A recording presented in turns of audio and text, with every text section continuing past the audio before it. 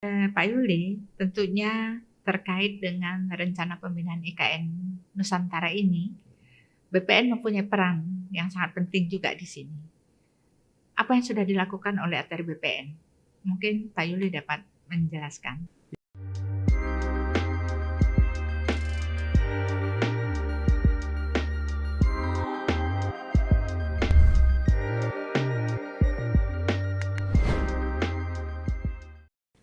Halo sahabat ATR BPN, kali ini kita akan ngobrol terkait dengan IKN Nusantara. DPR RI secara resmi telah mengesahkan Undang-Undang IKN pada bulan Februari 2022 yang lalu. Dengan adanya Undang-Undang IKN yang telah disahkan kemarin, telah menjadi sebuah kepastian hukum dalam pelaksanaan pemindahan ibu kota negara. Adapun alasan pemindahan ibu kota negara adalah penduduk Pulau Jawa yang sangat padat, krisis air bersih di Pulau Jawa, konversi lahan terbesar terjadi di Pulau Jawa. Selanjutnya adalah ancaman bahaya banjir, gempa bumi, dan tanah turun yang berada di Jakarta. Telah hadir di hadapan saya Direktur Survei Pemetaan Tematik Bapak Yuli Mardiono. Selamat datang di podcast Kementerian ATR BPN, Pak Yuli. Terima kasih. Ya, kita akan ngobrol dengan Pak Yuli. Pak Yuli, tentunya terkait dengan rencana pembinaan IKN Nusantara ini, BPN mempunyai peran yang sangat penting juga di sini. Apa yang sudah dilakukan oleh ATR BPN? Mungkin Pak Yuli dapat menjelaskan. Terima kasih Ibu Yulia.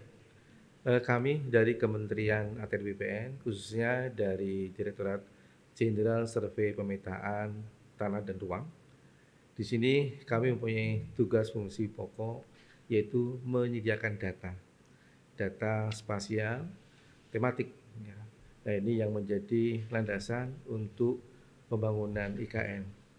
Dan yang sudah kami kerjakan adalah kita melakukan survei pemetaan tematik namanya. Di sana kita melakukan inventarisasi terkait dengan pemilikan, penguasaan, penggunaan, dan pemanfaatan tanah oleh masyarakat di sana. Bagaimana dengan pemilikan tanah yang ada di lokasi IKN? Begini Bu Yulia, bahwa kita melakukan identifikasi terhadap P4T tadi, penguasaannya kita identifikasi, pemilikan, sampai penggunaan pemanfaatan. Ini sangat penting sekali karena kita berbasis bidang tanah, sehingga tidak ada yang luput dari pemetaan kita, sehingga nanti ini jangan sampai ada hak kepedataan masyarakat yang terlanggar. Sehingga ini merupakan fondasi untuk mengambil kebijakan yang akan datang. Pak Dir, Ya. Berapa luasan kawasan IKN Nusantara yang dipersiapkan? Ya. Jadi luasan darat sekitar 256.000 hektar, Ibu. Itu yang sudah kita laksanakan. Ya. Pak Dir, dari 256.000 hektar, saat ini di lokasi itu pemanfaatannya untuk apa saja? Untuk tutupan lahannya itu masih berupa hutan, itu ada 61% dari 256.000 hektar. Yang lainnya sudah ada pemanfaatan dan penggunaan tanahnya, Bu. Berdasarkan hasil survei kami, itu sekitar 41% itu penguasaan oleh masyarakat. Dan sisanya 37 itu oleh badan hukum. Kemudian ada penguasaan lain-lain sekitar 17.000, dan yang 1% itu jalan dan sungai. Jadi untuk pemilikan tanah, Ibu, kita bagi dua, bahwa di sana itu sudah ada tanah-tanah terdaftar, juga ada tanah-tanah belum terdaftar. Maksud kami adalah di sana yang dikuasai masyarakat itu dimiliki, baik itu sudah resmi dengan keluarnya sertifikat maupun yang belum sertifikat. Istilah kami kalau belum sertifikat namanya belum terdaftar, yang ada sertifikat sudah terdaftar. Pak Dir, dari 256.000 hektar kawasan yang sudah didelineasi, bagaimana masyarakat dapat mengetahui batasan kawasan IKN? Mungkin Pak Dir dapat menjelaskan. Ya, Jadi untuk melakukan pekerjaan itu yang kami laksanakan itu adalah survei pemetaan yang sifatnya rapid. Jadi kita masih melaksanakan inventarisasi atau identifikasi dulu, belum sampai ke tahap pengukuran atau ya pekerjaan detail, Bu. Terima kasih, Bu. Pak Dir, berapa luasan kawasan inti pusat pemerintahan yang sudah dipersiapkan? Jadi kalau total luasan untuk KIPP, Bu, kawasan inti pusat pemerintahan itu ada sekitar 6.600 sekian hektar. Ya, itu juga ada kawasan hutannya, ada APL-nya. Nah, itu yang APL itu yang kita pasang patok. Ya.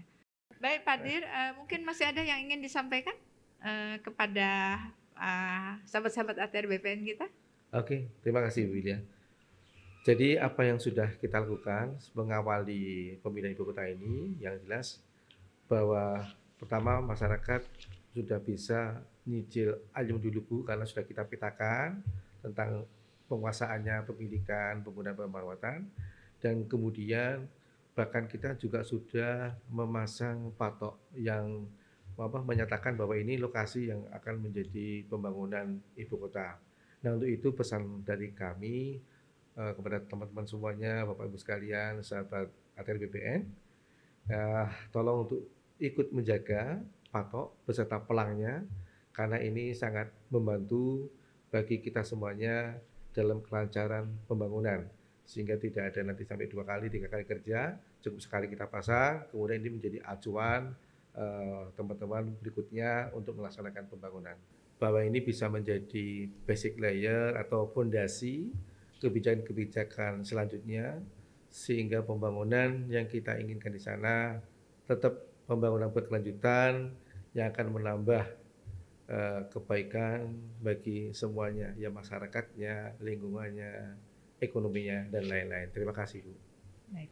Baik sahabat ATR BPN, demikian obrolan kita dengan Direktur Survei Pemetaan Tematik Kementerian ATR BPN tentang pemindahan Ibu Kota Negara Nusantara di Penajam Pasir Utara, Kalimantan Timur.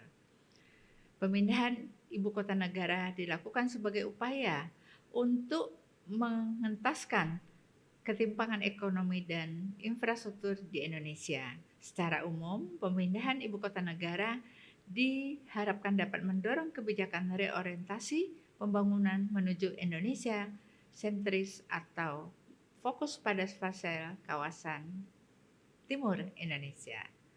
Sampai jumpa sahabat ATR BPN, ikuti podcast Kementerian ATR BPN dengan informasi-informasi update tentunya. Baik sahabat ATR BPN, sampai ketemu di podcast Kementerian ATR BPN selanjutnya terkait dengan pemindahan ibu kota negara Nusantara di Penajam Utara, Kalimantan Timur. Sampai jumpa.